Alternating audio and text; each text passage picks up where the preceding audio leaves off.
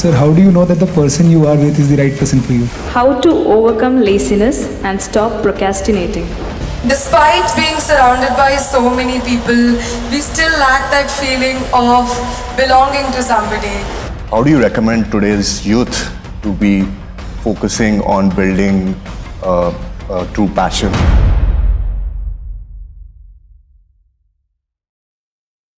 Being a college student, we live in dorms and hostels, and we're surrounded by people day in and day out.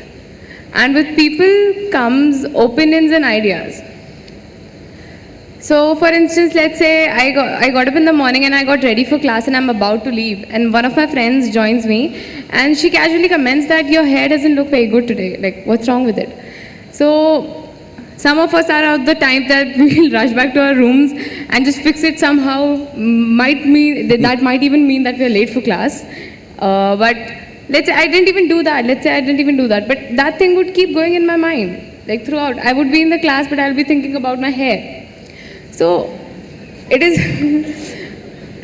others' opinions and ideas have a very deep effect, although it varies from person to person, the amount of effect it has. But how do we take the good out of it and still not lose our individuality and uniqueness in the process? Now, in this world,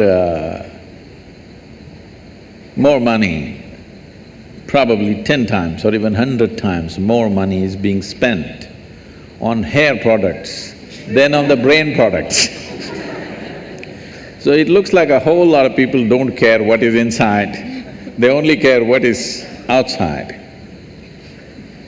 So, for those people who are in a certain state of their life where they need to intensely focus on something, very intensely, where they need undivided attention to achieve what they want to achieve, normally we shave their heads, you know, so that they don't have to stand in front of the mirror every day. See, I don't have to stand in front of the mirror, every day I look the same.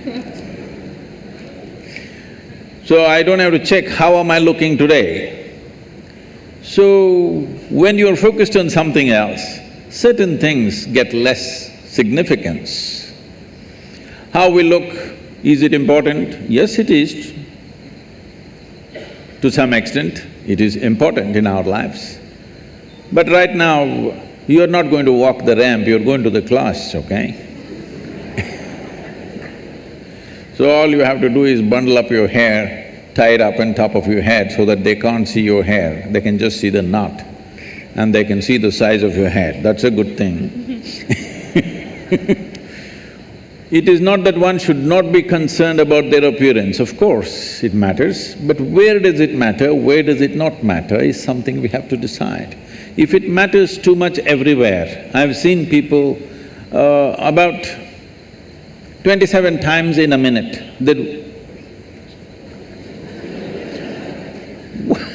if you're adjusting your hair half the time in your life, what the hell are you going to do of any significance? I'm not saying you should not have hair, I'm not saying you should not keep it well, but if you are so concerned about your appearance, obviously you're a bit empty inside. There's some more stuff within you. You wouldn't be so concerned about your appearance. Taking care of our appearance to a certain extent is important. Well, if you're going into the films or you're a model or something, you have to take care of it much more, maybe. But for an engineer, if you're presentable, it's fine, huh? And so, it doesn't end at the appearances. It's about the general opinions of life and about ourselves. Let's say anything about us that they have, that people have, they somehow Whatever affect kind of us. opinions. Maybe behavioral traits, like somebody tells me,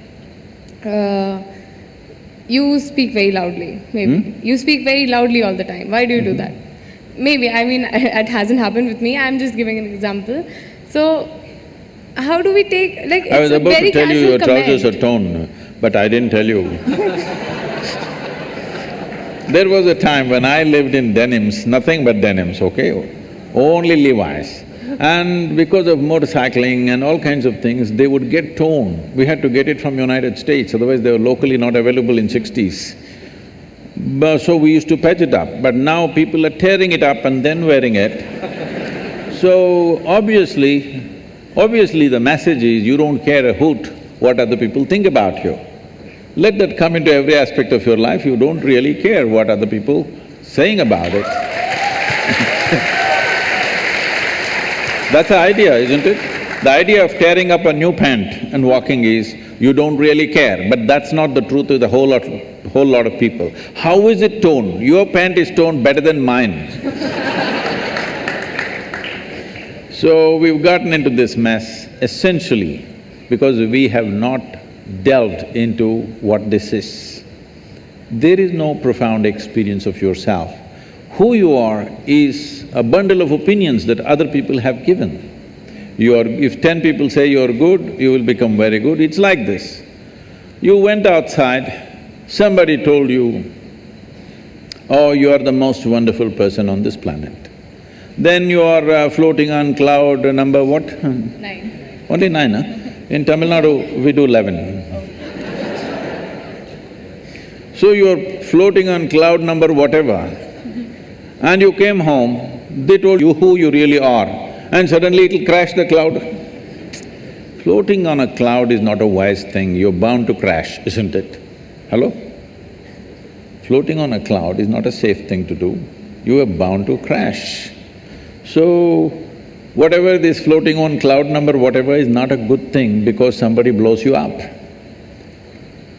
I must tell you this. If you have to settle this within yourself, one important thing is, this happened to me in a certain way.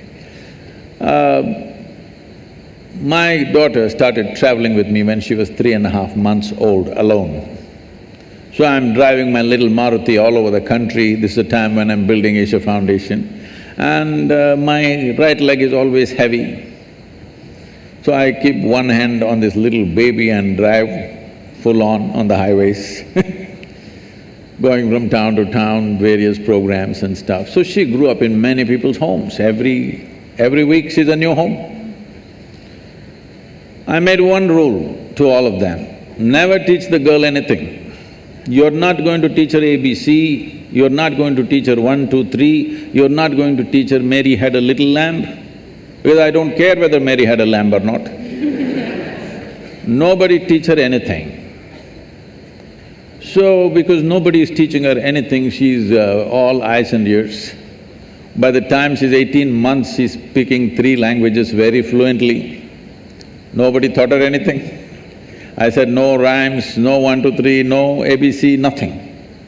She grew up like this and I wouldn't have sent her to school, but my schedules were crazy, plus no company of that age group around, she's the only girl. So I put her into school. When she was around 12, one day she came home little disturbed because of what happened at the school. And she said, you're teaching so many things to everybody, you're not teaching me anything. I said, well, I am not known to do these things unsolicited. Now that you've come, we could try something. I said, see, this is all you need to know. You never look down on anybody, nor do you ever look up at anybody. Then she looked at me like this, what about you, kind of thing. I said, see, if you look up to me, you will miss me completely. If you look up to me, what will you do? You'll take my picture and nail it into the wall. You will miss who I am. The value of who I am will be completely missed if you look up to me. You have to just look at me for what I am, for everything that I do, not look up to me. If you look up to me, you know, nailing is all that'll happen. So this is a simple thing, never look down on anybody, never look up to anybody. As simple as it sounds, this means you have no judgment in your head as to what is good, what is bad, what is high, what is low, what is virtue, what is sin. You're willing to look at life just for what it is. If you see life simply for what it is, you will effortlessly navigate through life. All these things will not even be an issue in your life. So now I have a very trending question that everyone wants your perspective on. Sir, how do you know that the person you are with is the right person for you? Whoa, popular, huh? I'll tell you a joke. Can I tell you a joke? Sure, sir. Because you're in the clothing. That is why I'm said like this. That is why I'm said like this. It's good you asked the question before the event. It once happened. Shankaran Pillai was at the family dinner. And when everybody settled down for dinner, he stood up at the table and announced, "I am going to marry Lucy, who's just across the street." I hope that's not the name. No, it is. Then the father said, "What? You going to marry Lucy? She has nothing. She's like a tramp. You're going to marry that Lucy?" Mother said, "What? You're going to marry that Lucy? She has no inheritance, she has no family." The uncles always pitch in this kind of matters, you know. Uncle said, "What? You're going to marry that Lucy? Have you seen her hair? It looks fake." The aunt, "What? You're going to marry Lucy? She's always painted. You're going to marry that painted woman?" The little boy, the nephew, can't be left out. He said, "You're going to marry Lucy, she doesn't even know what is cricket. How can you marry her?" Shankaran Pillai stood his ground and said, "Yes, I'm going to marry Lucy." Everybody asked in one voice, "Why?" He said, "Because she has no family." There are no many opinions to battle with. So, who is the right person? I don't want to take away all the romance from your life. But let me tell you this, there is no right person on this planet. If you put your heart into something, something may become wonderful. Is it the right thing? There's no right thing. Nobody ever found the right person anywhere, okay? If you get into that kind of unrealistic mindset, "I have found the right person," oh, you will be soon disappointed. You must understand, there is no right person. First thing is to see whether I am the right person. Yes, am I the right person? Instead of seeing, is this the right person? Am I the right person, first of all? And there are no right people on this planet. If you understand, you have your nonsense, they have their nonsense, we can adjust nonsense. Go on. We must understand relationships are formed for various needs. There are physical needs, there are psychological needs, there are emotional needs, there may be social needs, there may be financial needs, various kinds of needs. So when you're going to somebody with so many needs, you're going as a beggar, and a beggar cannot choose. Hello? Beggar eat what comes his way, isn't it? He cannot choose.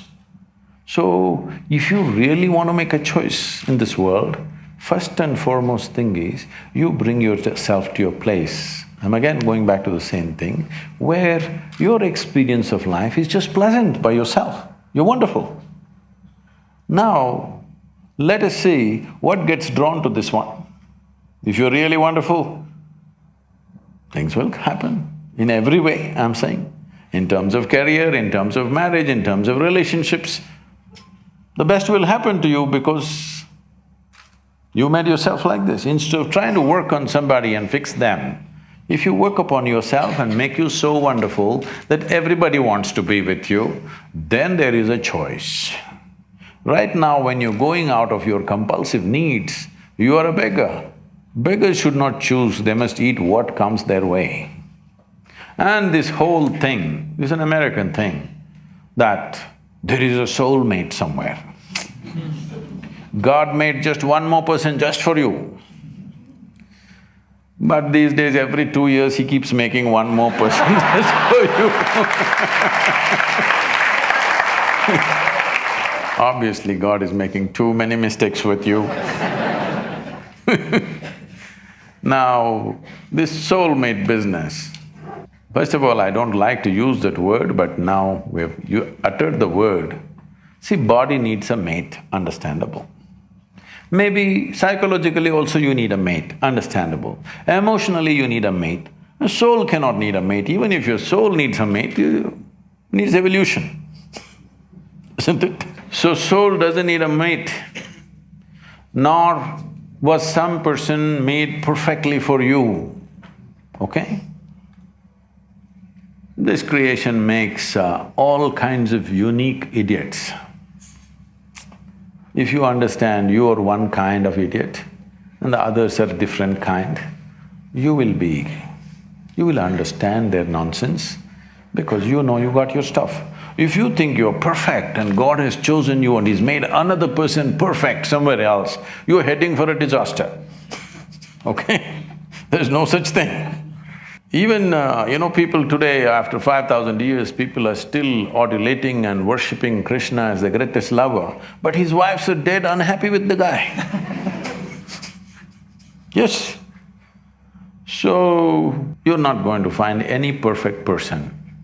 If you invest a deep sense of involvement, something wonderful may happen. It's because of your involvement, not because the other person is fantastic. No.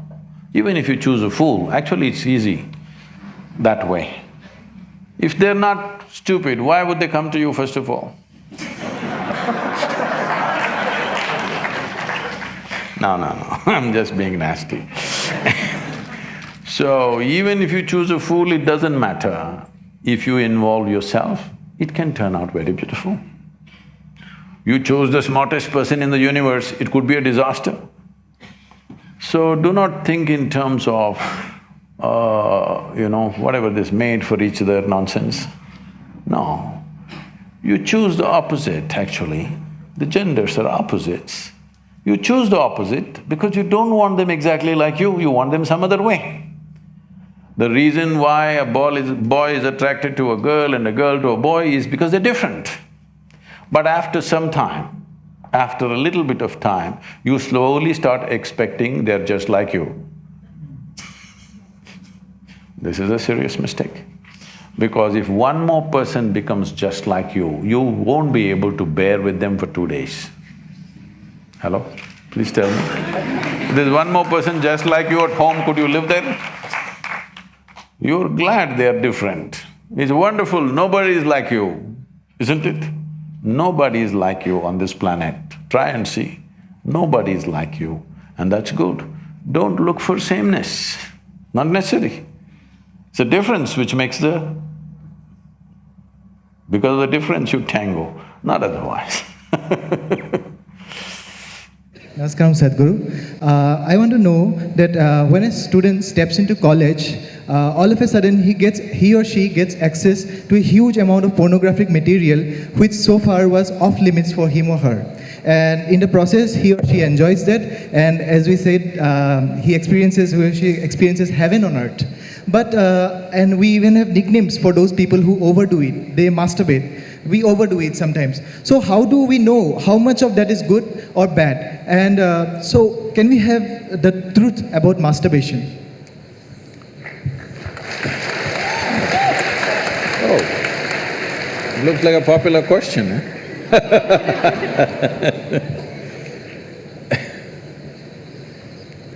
See, we have a biology, we cannot put it under the carpet, it's there.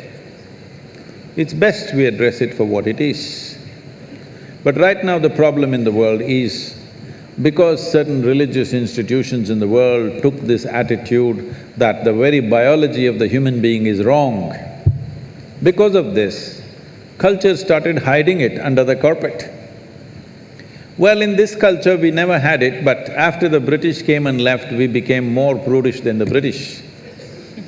But before that, if you look at our temples, all the outside temple art is all pornographic, if that's what you want to call it.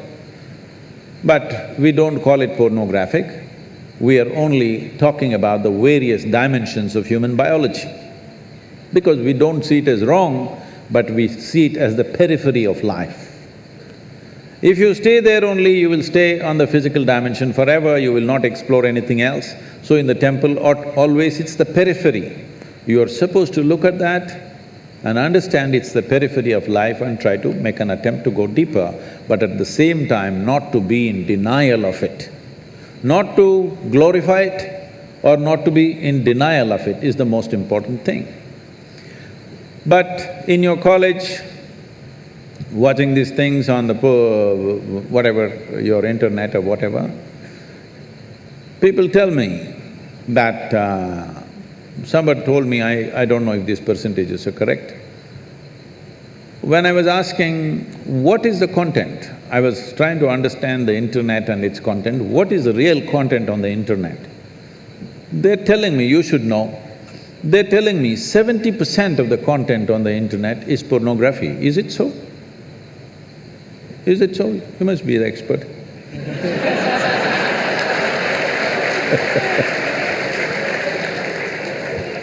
Is somebody doing PhD on it?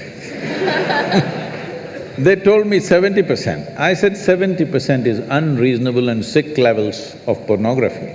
If it occupies a small percentage, it's okay. 70% of a technological platform which could do millions of things, unfortunately is pornographic. Just biology of life. It's very unfortunate because once you come as a human being, your biology is not the front end of your life. It is one part of your life. This cerebral capability came so that your intelligence becomes the front end of your life, and if you become conscious, your consciousness becomes the front end of your life.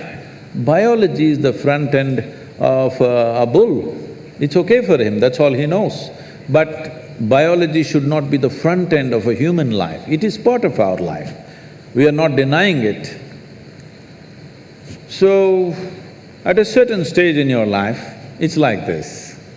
A 95-year-old man went for a medical checkup with his doctor.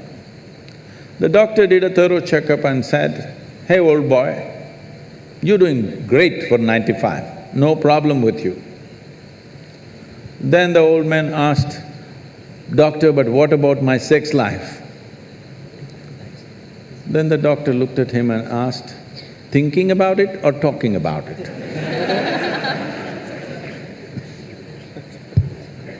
So at different stages of life, there are some times you only think about it and talk about it, there are some times you indulge in it.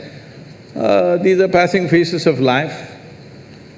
How much of it is needed for you, you are the best judge. But at the same time, you came here not to explore your biology. At least you should have gone to MSc in biology. You shouldn't be wasting your time in a technological institute exploring biology. Does it mean to say you don't have biology, you don't have biological needs? You have, it's fine, but it must be on the periphery. It should not become the core of your life because it will reduce you in the sense a creature which was purely biological evolved into a place which has an intelligence of its own beyond its biology. See, animal intelligence works for its biology alone. How to get its food, how to get its mate, this is all its entire life is. If human intelligence also functions like that, you are bellying the evolutionary process. You are seeing how to go back, take the evolutionary process backward. Not necessary. This does not mean you do not have a body, body has its needs, as there is physical hunger, so there is sexuality. You have to address it in some way, but to what extent is your choice, but definitely it should not be the front end of your life because you're rolling back evolutionary scheme of putting your intelligence and consciousness in the front. Instead of that, you're putting your biology in the front. How to Overcome Laziness and Stop Procrastinating by Girish Nathan. Oh.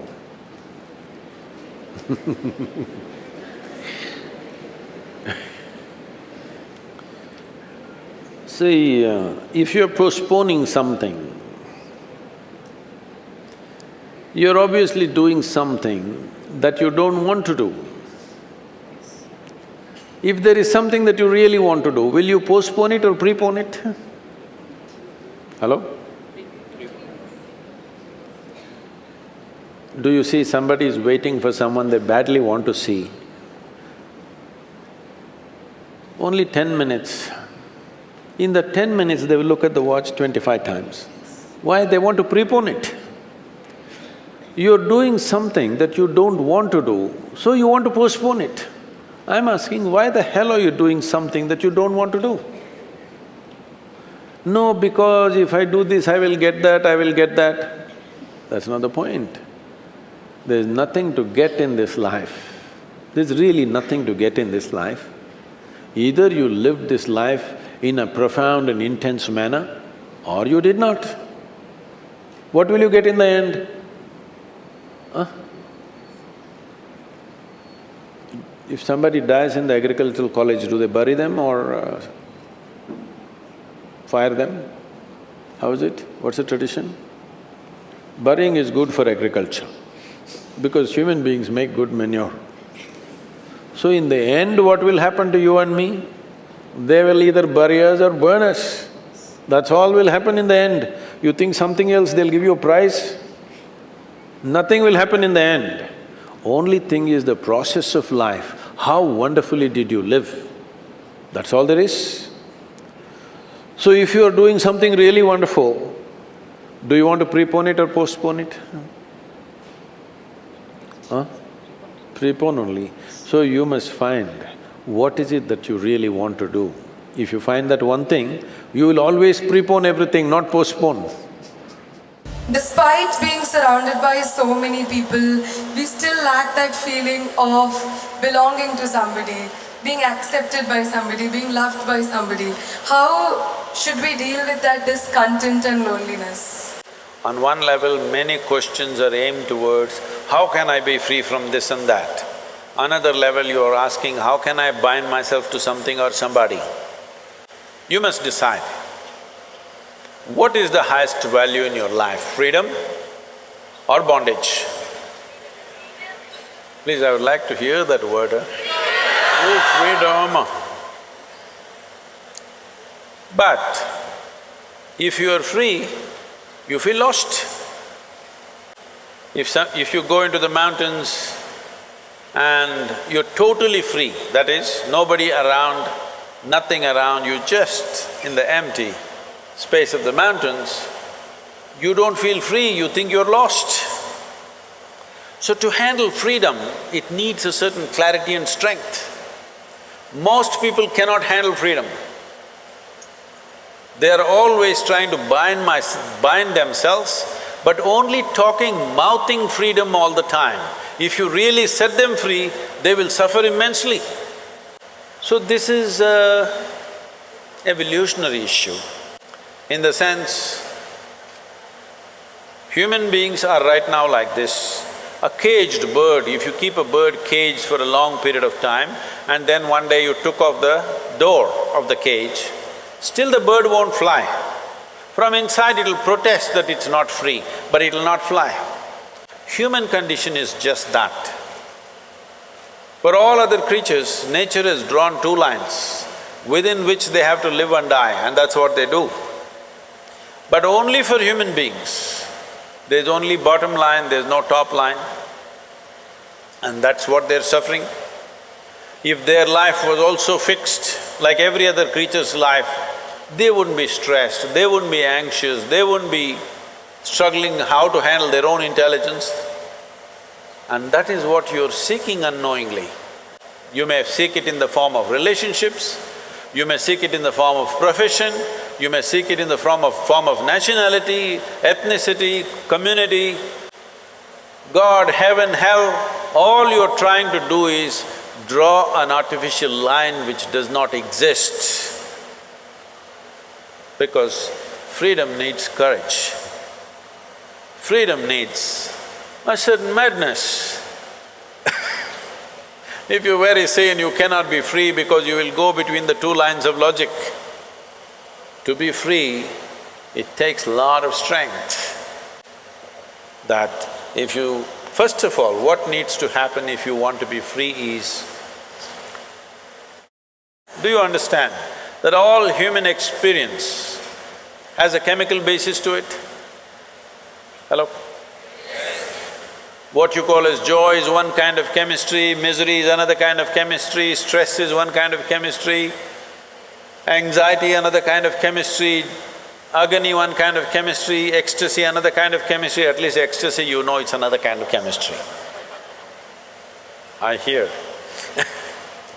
So, your experience of life has a chemical basis to it. This is the most superficial way of looking at it. There are other dimensions to it, but for your understanding.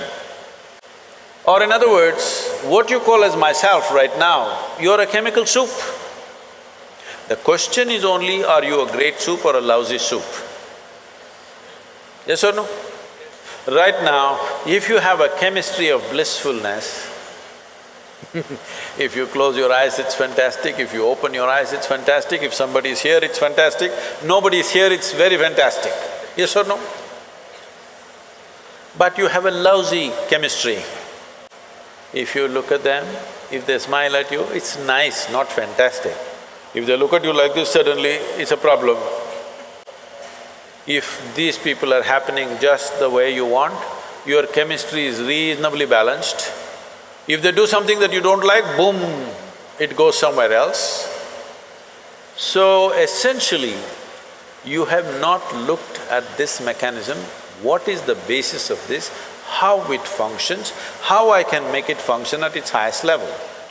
Right now, let's say you really blissed out like me. Do you care who is around, who is not around? If they're around, it's fantastic. They're gone, fantastic. Because your experience of life is no more determined by what you have and what you don't have, whether it's people or things or food or this or that, it is not determined by that. Once your way of being is not determined by anything outside of you, then there is no such thing as loneliness. But you will enjoy your aloneness because whether you like it or you don't like it, at this young age, it's a little difficult to understand this, whether you like it or you don't like it, within this body you're always alone, isn't it? Whether you do interaction or intercourse or whatever, still you're alone in this body, yes or no? Hello? If you don't learn how to handle this aloneness, you have not learned anything about life. This is the most beautiful thing.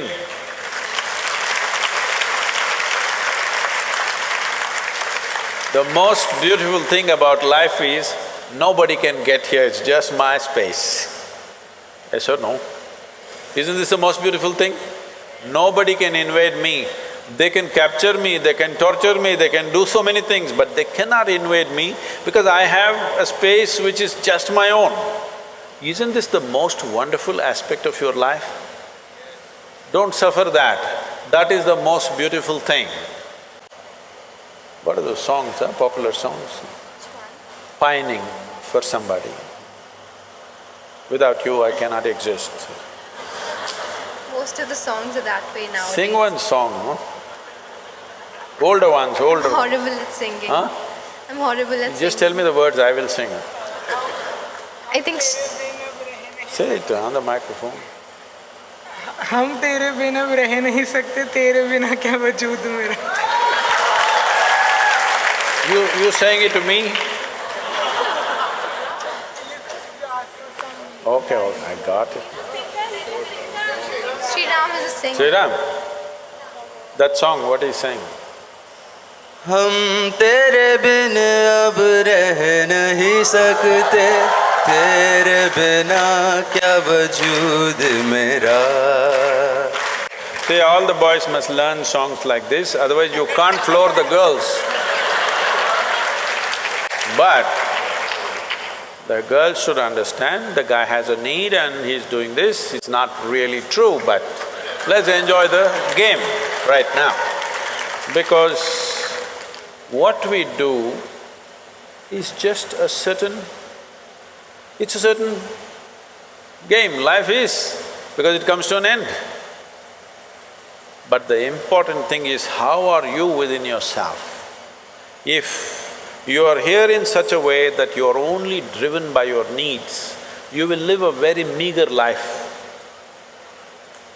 But if you can sit here without any need, but you will do whatever is needed, then you will live a magnificent life.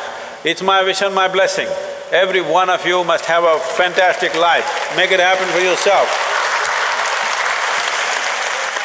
So one Pradeep asks, we are often reprimanded for using swear words. It is nowadays used as colloquial slang.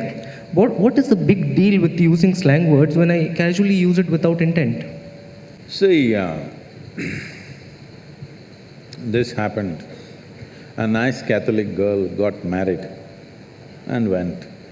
After 3 days, she called her mother and said, "Mama, I can't be here with this guy. All the time he's using four-letter words." Then the mother asked, "What kind of four-letter words is he using?" She said, "He's talking about cook, clean, wash, iron."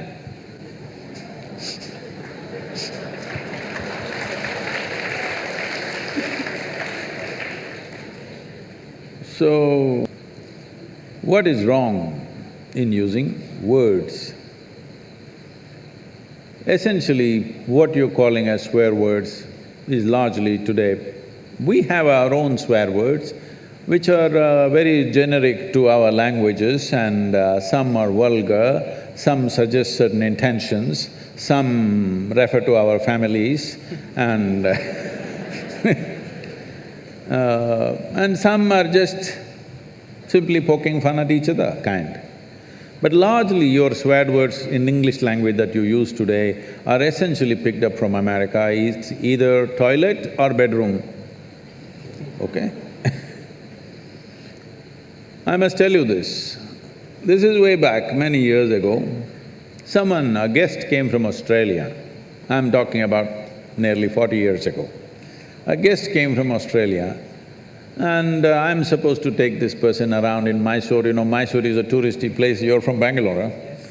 It's a touristy place, there are many places to see, so I'm taking this person on my motorcycle. If I ride hard, I hear in my ears, shit. Then I think, what? If I brake, shit. They see something beautiful, shit. If the food is very spicy, oh shit. I was thinking, why this person whole day chanting shit like mantra?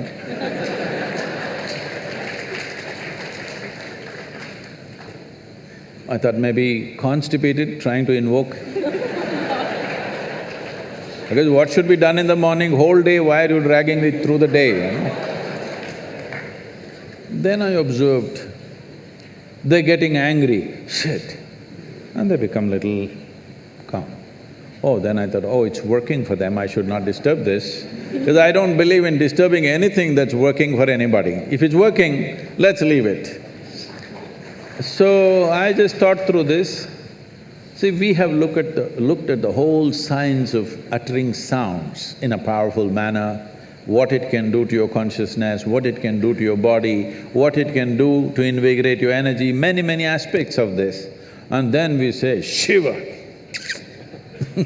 With the necessary preparation, if I make you utter this one sound, you don't have to believe in any god or anything, just the sound. It'll blow your brains out. I can show you this. Then I thought, shit, shit, shiv. Oh, we arrived at it scientifically, they somehow got it.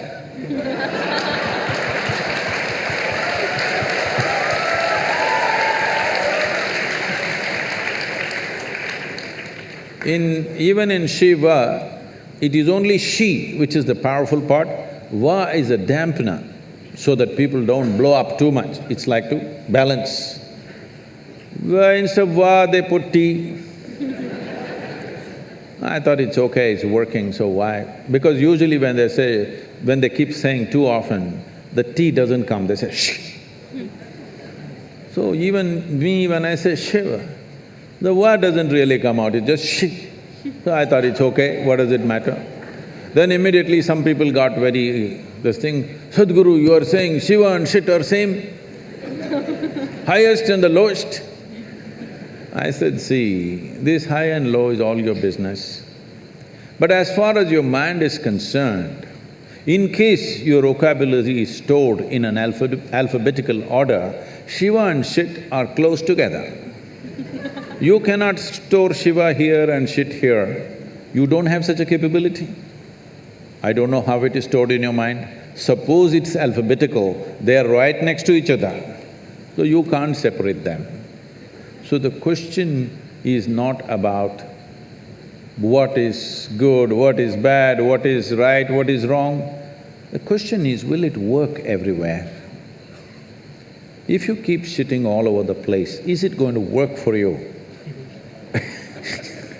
That's a question. So it's all right among young people, you're saying shit everywhere. But now it's come to in United States, it's come. Even the top administrators are uttering these words just like that. In the international community, when they utter such words, it's finished in many ways, okay? Not because of anything else, simply because people are… if you watch some of these American movies and stuff and stand-up comedians, they are making the whole sentence with one word. Yes?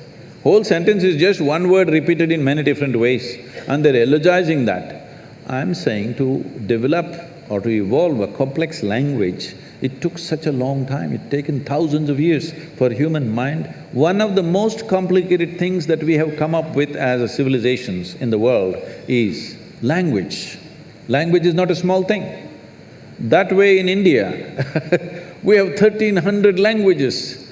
How much genius must have been there that right here you speaking Marathi, somebody speaking Telugu, somebody speaking Kannada, somebody speaking Konkani, and for thousands of years, though you lived side by side, you maintained your literature, they maintained theirs, like this they managed. This takes a certain level of genius to develop the language. Now, a language which had hundreds and thousands of words, you want to reduce everything to one word and you think it's a forward step, I'm sorry. Sadhguru, how do you suggest that we appropriately question authority without being disrespectful towards them? Because from our very childhood, we've been taught to obey our elders because they know better and they are right. But they're only humans and it's possible that they are wrong or they make an error in judgment. So, do you think… So, I'm not talking just in context of parents. It could be political leaders, scientists, experts. Me also. Spiritual leaders as well. How do we question them to look beyond their traditional paradigm? Just the way you're doing it right now. Without being disrespectful.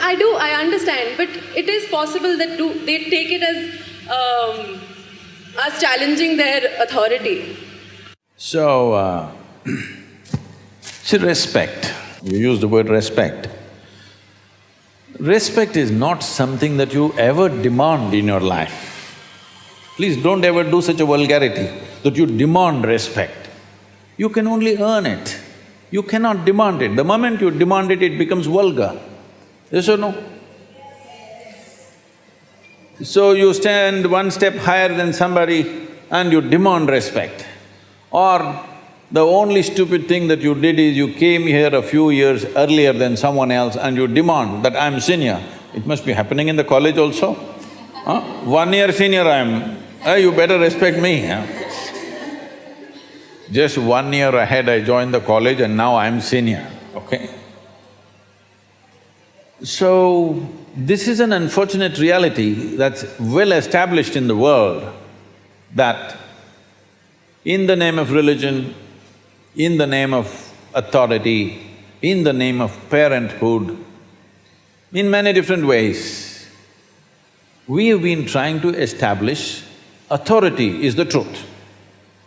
No, authority is not the truth. Truth is the only authority. This is why, youth and truth. Truth is the only authority. Nothing else is the authority. So if I ask a question, somebody freaks. See, if you ask a question, somebody freaks because they don't know the answer. Suppose you go, sit in your examination and look at the question paper, you don't know a damn thing, don't you freak? Just like that they're freaking, why don't you understand? Hello? So they gave you a question paper, you have no clue, do you freak or no? So they are also freaking. So you must understand and be little compassionate. When you ask a question, somebody freaks means obviously they don't have an answer. So you must be compassionate, considerate because they're your seniors. They came ahead of you, but they are no better than you, so they're freaking a bit.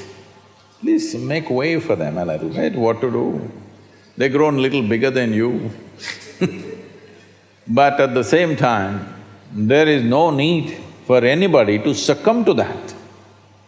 It's all right, there is no need to confront people. A question, first of all. See, a question is a tool. A question is a tool to dig little deeper, isn't it? Hello? But somebody is asking a question to prove a point, that's not good. So don't ask a question to your parents or to somebody else just to prove your point. No, ask a question because it's a genuine question. So people were asking me, Sadhguru, what kind of questions can we ask, what can we not ask? I said, even the dumbest question you have, if it means something to you, it means something to me. If it doesn't mean anything to you, don't ask such stupid things because it doesn't mean a damn thing to me either. But if it means something to you, maybe it's a stupid question, somebody thinks it's a stupid question, but it means something to your life, it means a lot to me. So, please make sure your questions are genuine, whether you ask a parent or a political leader or a spiritual leader, it doesn't matter who the hell you ask a question. When you ask a question, you must understand the purpose of asking a question is to expand yourself from what you know to enter a territory where you do not know something. That's the idea of asking a question. But you ask a question to prove them stupid, then maybe they're getting mad. So you are entering their territory now. But you have to make sure in your life, because your life is not just about your life. How you conduct your life will determine the nature of this world, isn't it so? When you have such a responsibility, you have to ensure that truth is the only authority. Authority is not the truth. It doesn't matter whether it's parents or teachers or spiritual teachers, political leaders, or God himself came down and he said something stupid. You must be able to question him. That is the nature of this culture. See, even when those entities which we considered divine came, in India all we did is ask questions, endless questions. When Shiva came, his wife Parvati freaks him with 1,000,000 questions. When Krishna came, Arjuna asked 1,000 questions, questions and questions and questions. I must tell you this. We were trekking in Tibet, a group of people, almost from 42 different countries. So an Indian man who settled in United States wanted to ask a question. I said, you can ask questions. Immediately he raised his hand and he stood up. He asked a question which lasted over 8 minutes and it was going on. I said, see, this is too long a question. Then I told others, because they were all looking like this, because they're from different nations, they can't understand this question. I said, see, this is a very Indian question. Question inside a question, inside a question, inside a question, inside a question. Indians are experts in this because they have 15,000 years of culture, they've crafted questions like this. It doesn't matter Shiva comes, Krishna comes, they want to bowl a googly to him. That's the whole intent. So I said, see, this is an Indian question, and I tried to explain to them what is an Indian mind and why it asks such questions. So much of culture. Then one Chinese lady says, Sadhguru, I was working at the United Nations, even there only Indians ask questions. We never ask questions, only the Indians were asking questions all the time. I said, that is India. So, one of the questions that keeps popping up in everyone's mind is how do you define the clarity of purpose in your life? And that's something that you've probably been asked multiple times before, but this is something that we still struggle with. And we easily get influenced by people around us and get distracted from what we truly are passionate about. How do you recommend today's youth to be focusing on building true passion and also developing a clarity of purpose in life?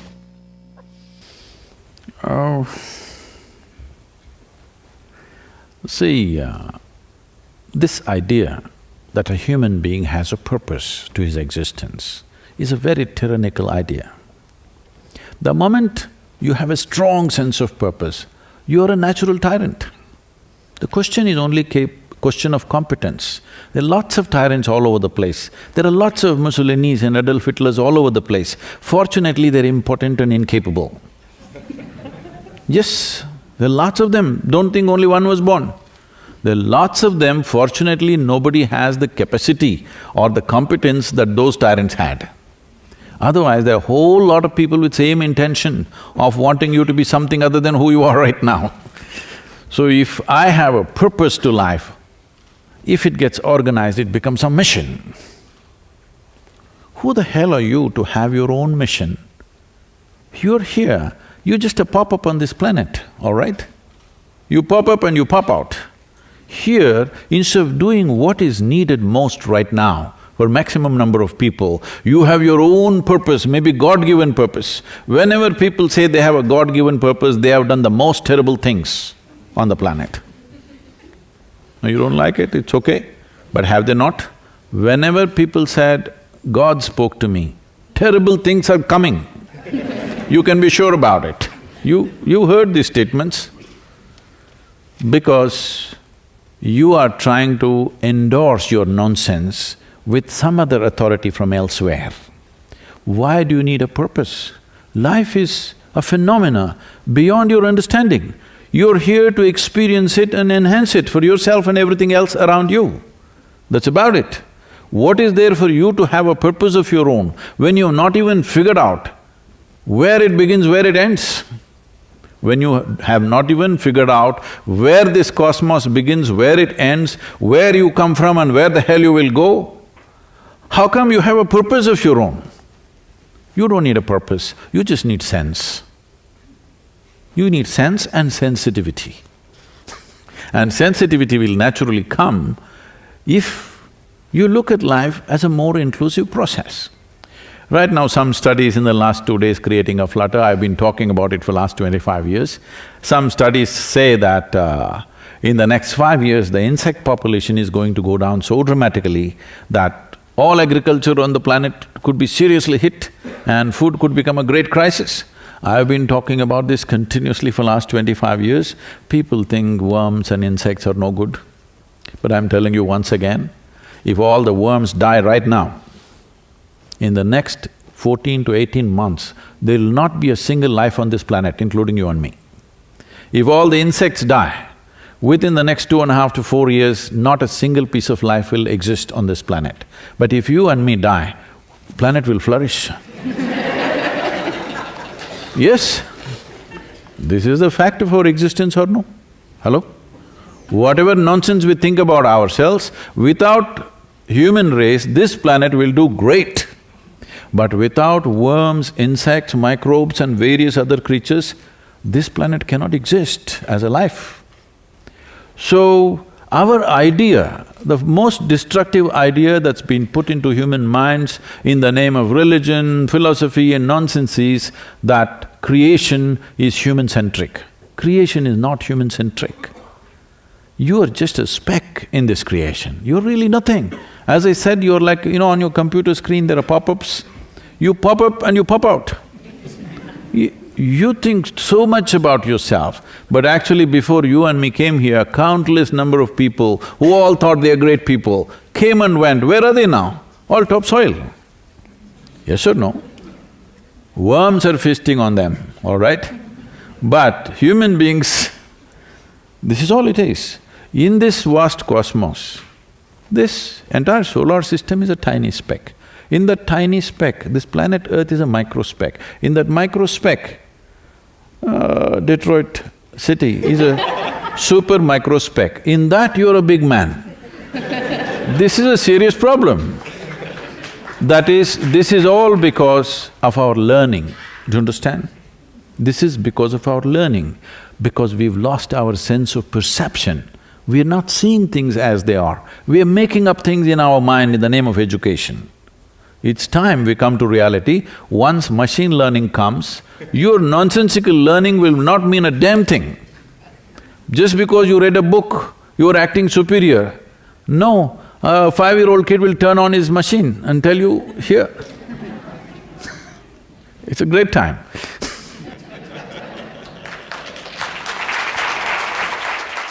Hi, my name is Abhirami and I'm pursuing my first year in Bachelor's in Computer Science here at CG.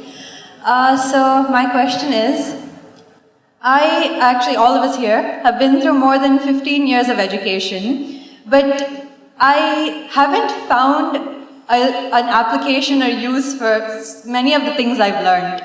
So why do I find some of the things I learned pointless?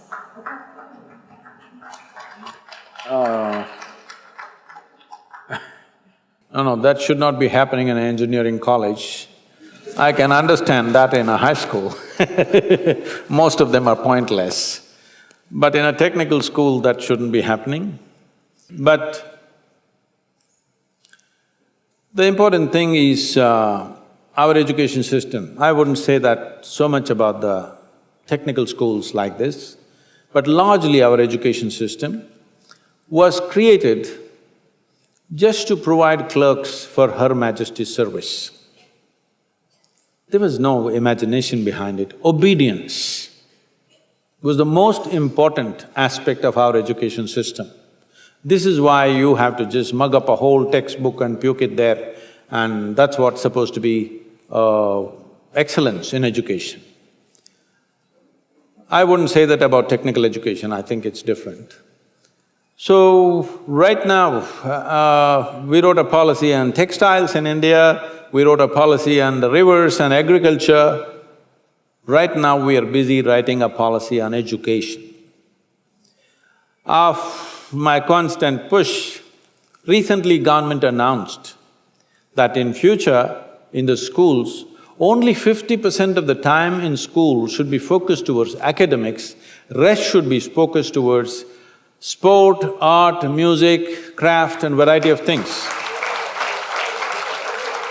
If you do not know this, this was announced just about a month ago.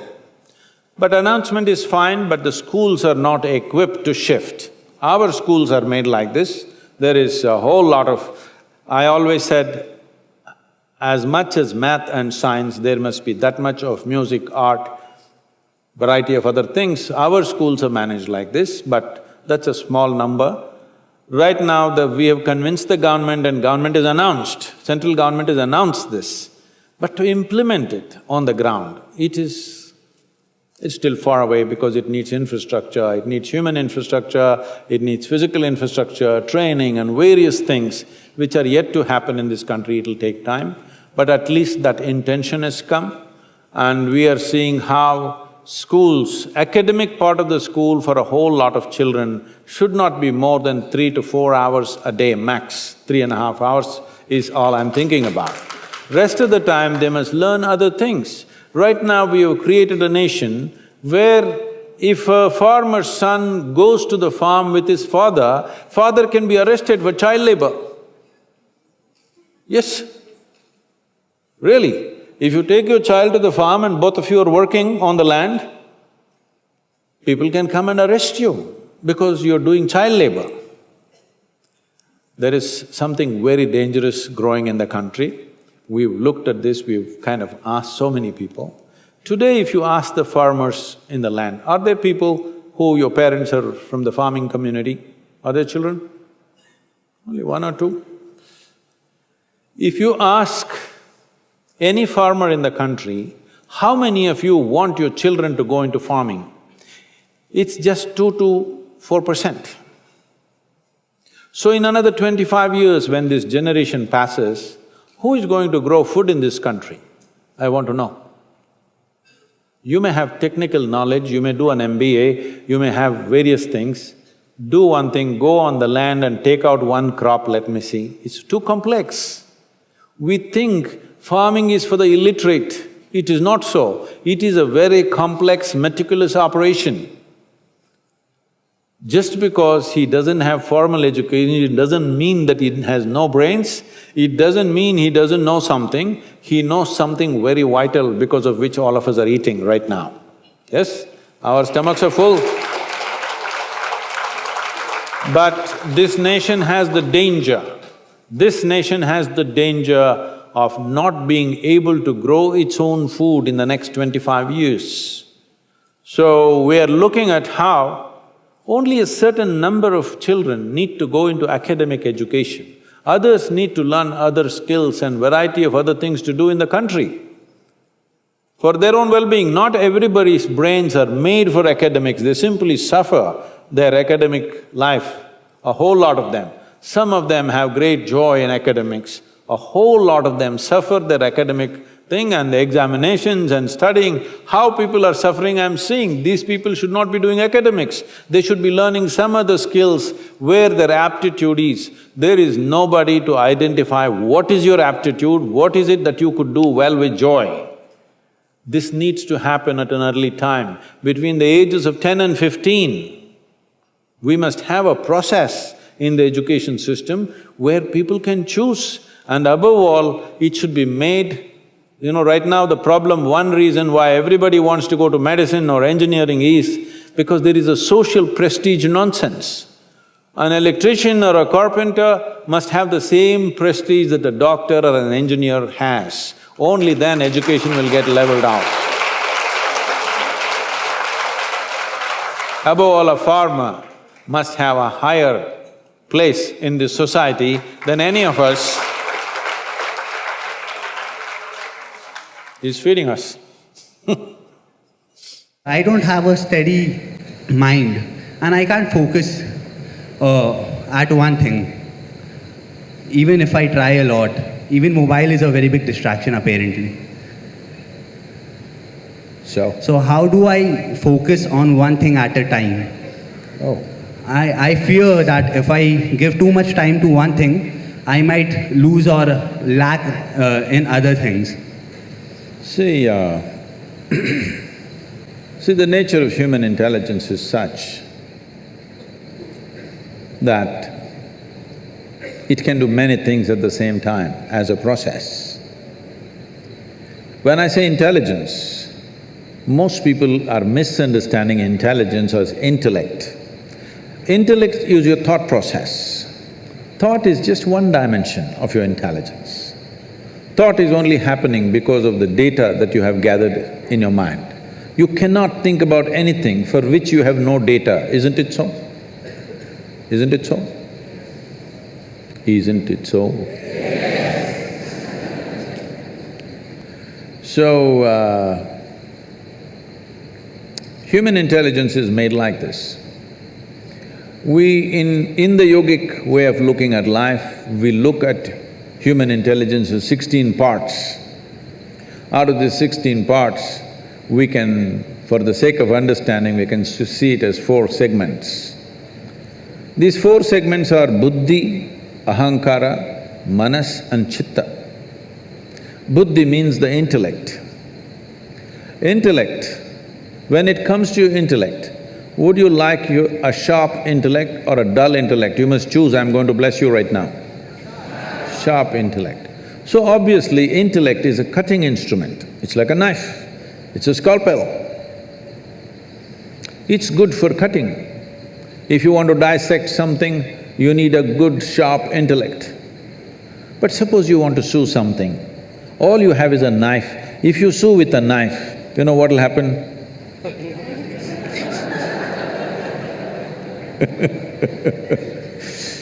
You will leave everything in tatters.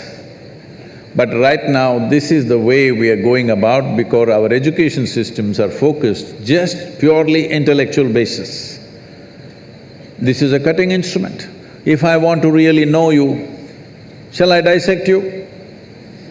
Hello? I want to know you, so shall I dissect you? Well, some of you in your maybe pre-university studies, you dissected a frog and you were very excited how the heart was beating. The frog was not excited, believe me. It was looking at you, what's wrong with you? Yes or no? So, intellect is a certain instrument. It is a cutting instrument. It can be used for certain aspects of life. But unfortunately, we are using it all pervasive because other dimensions of intelligence have not even been touched. The next dimension of intelligence is called identity. The next dimension of the mind is called identity or the ahankara. Identity means, depending upon what you're identified with, that's how your intellect will function. This is a knife in the front, this will always try to protect what you're identified with. You say, I'm a woman, it'll try to protect your gender. You say, I'm an Indian, it'll try to protect your nationality. You say you're some religion, it'll try to protect that. Whatever is your identity, your intellect is always working to protect that identity. So how we establish this identity consciously is a very important part of education which we have completely ignored today, for which we are paying a huge price. In the traditional education, from 0 to 12 is balavastha, that means just to play, eat, sleep, so that the body and the brain should grow till they're 12 years of age. You should not try to teach anything, extract anything. From 12 to 24 is focused learning.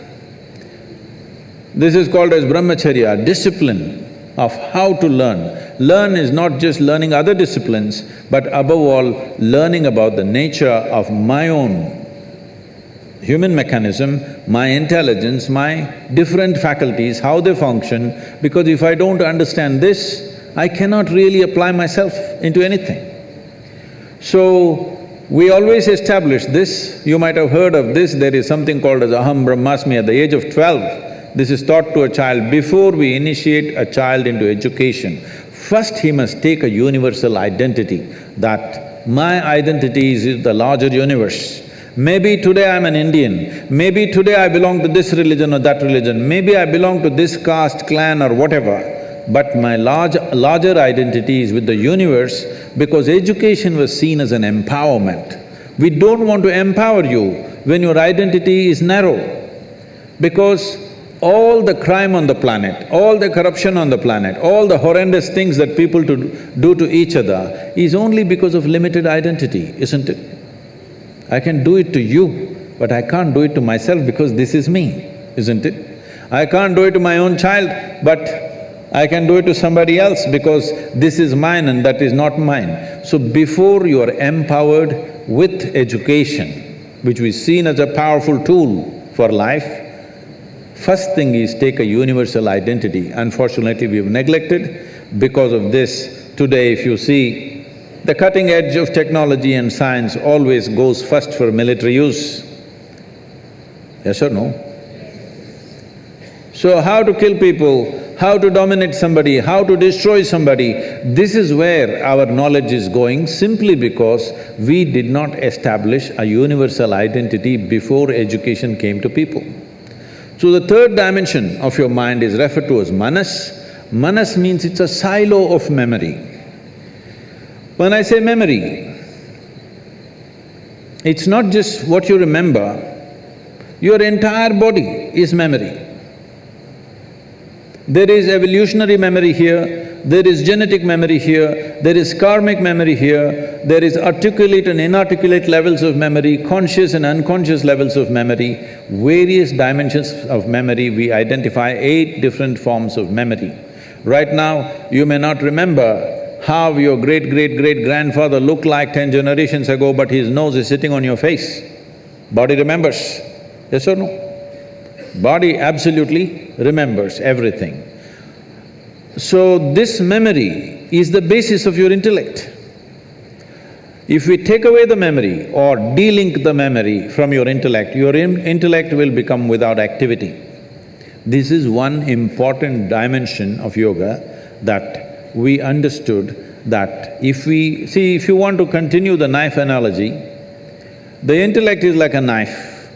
The hand that holds the knife is identity. Knife is useful or dangerous depending upon not on the knife's quality, but the hand which holds it, isn't it? If you're identified one way, this knife will poke you. If you're identified in a different way, this knife can save your life. So the same knife every day saves lives and sometimes takes lives, depending upon who holds it or which hand holds it.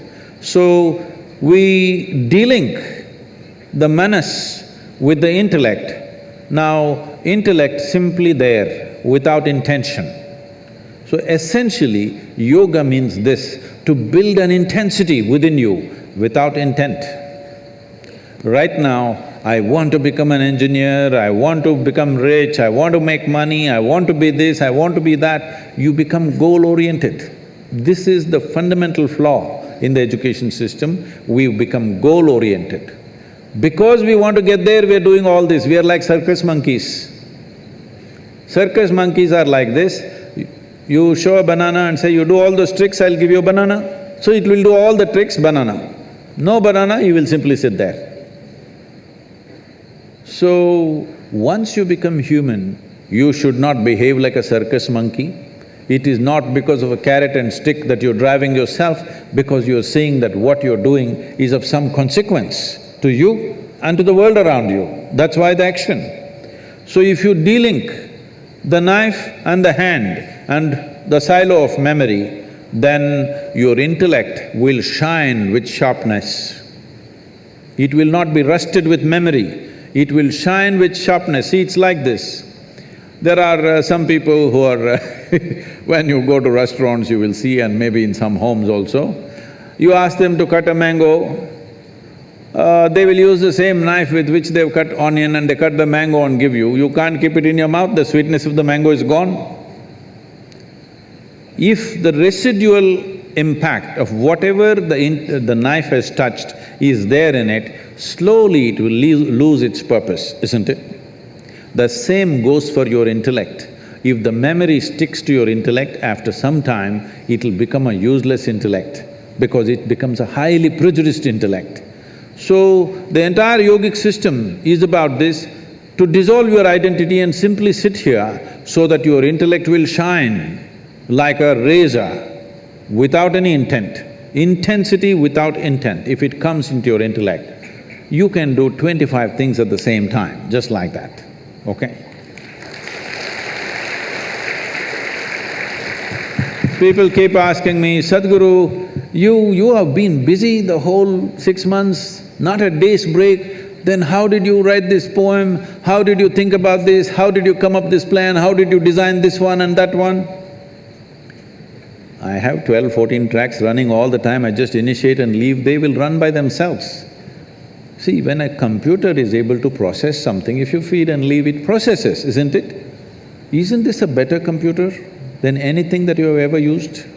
Hello? Only problem is you did not read the user's manual for this one. You must read the user's manual.